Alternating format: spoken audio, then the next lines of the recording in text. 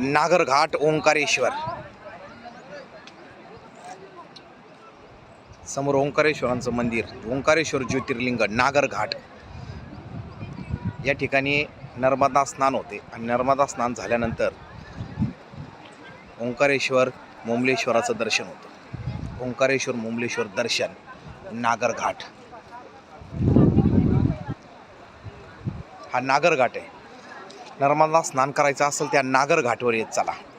सर्व पर्यटकांना विनंती आहे की जर आपल्याला ओंकारेश्वरचं दर्शन घ्यायचं असेल आणि नर्मदा स्नान करायचं असेल तर सकाळी सकाळी या नागरघाटवर येत चला। नागरघाट हे नर्मदा स्नानसाठी व्यवस्थित अशी जागा आहे।